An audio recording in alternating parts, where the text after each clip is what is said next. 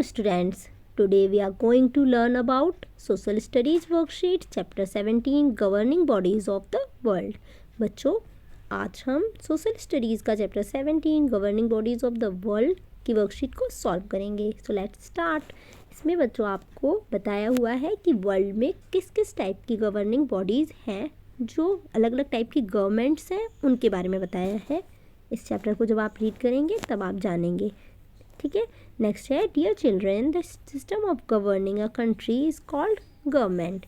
यानी कि किसी भी कंट्री को में शासन करने की जो भी सिस्टम होता है उसे ही गवर्नमेंट कहते हैं, ठीक है। नेक्स्ट है, क्वेश्चन नंबर 1 है, right the name of any two types of government. यहाँ पर आपको कोई भी दो तरह की गवर्नमेंट लिखनी है, जैसा कि मैंने आपको पढ़ाया भी था इस चैप्टर में। तो देखिए, पहली है डेमोक्रेसी, नेक्स्ट है मोनार्की, ठीक है। डेमोक्रेसी होती है लोकतंत्र, जो लोगों की तरह जिसमें लोगों की तरफ से जिसमें सरकार चुनी जाती है लोगों के द्वारा। मोनार्की जो है राजतंत्र, ठीक है। नेक्स्ट है, what is monarchy, name a few countries where this type of government system exists. इसमें आपको बताना है कि मोनार्की क्या है और कुछ कंट्रीज़ के नेम लिखने हैं जहाँ पर अभी भी मोनार्की सिस्टम एग्जिस्ट करता है। Monarchy is a form of government in which the monarch, king और queen has the power to make decision and run the government. Monarchy system वाली जो गवर्नमेंट होती है वो होती है जिसमें एक किंग या क्वीन होता है जिसके हाथ में सारी पावर होती है डिसीजंस लेने की, निर्णय लेती है और वही पूरा शासन चलाती है, ठीक है, सरकार को चलाती है। नेक्स्ट है, monarchy system exists in these countries Brunei, Qatar, Saudi Arabia, ठीक है।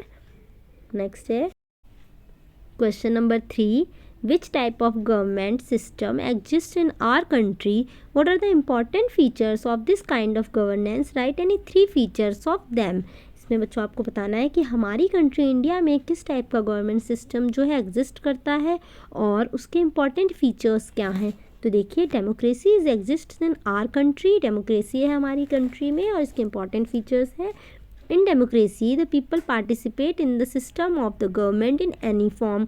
और डेमोक्रेसी में जो देश के लोग होते हैं, पीपल होते हैं, वो पार्टिसिपेट करते हैं जो गवर्नमेंट सिस्टम होता है उसमें, ठीक है, गवर्नमेंट बनाने में। नेक्स्ट है, देखिए, people elect their representative by casting votes. और लोग अपने रिप्रेजेंटेटिव्स को इलेक्ट करते हैं, चुनते हैं अपने प्रतिनिधियों को किस तरह से, वोट डालकर। थर्ड है, इसमें elected representatives make the laws. और जो इलेक्टेड रिप्रेजेंटेटिव होते हैं, चुने हुए जो प्रतिनिधि होते हैं, वो लोग लॉ बनाते हैं, कानूनों का निर्माण करते हैं।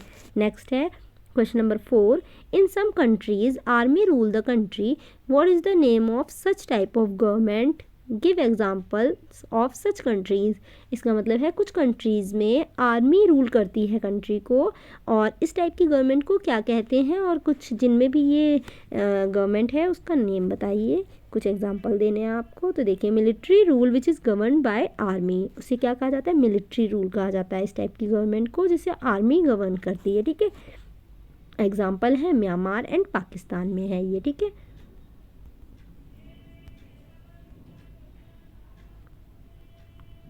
क्वेश्चन नंबर 5 है, how does the government work, right the answer with the help of your text book. Government किस तरह से काम करती है, आपको इसमें आंसर लिखना है, ठीक है। In democracy generally there are 3 parts of government. Democracy में 3 पार्ट होते हैं गवर्नमेंट में, ठीक है। और कौन कौन से, देखिए, legislative which forms laws, executive which executes the laws, and judiciary which work for justice. तो लेजिस्लेटिव होती है बच्चों विधायिका, विच फॉर्म लॉज जो कानूनों का निर्माण करती है, कानून बनाती है, ठीक है। Executive which executes the laws, और जो कार्यपालिका होती है वो एग्जीक्यूटिव होता है कार्यपालिका, ठीक है, वो जो नियम बनाए गए हैं उनका पालन करवाती है, ठीक है।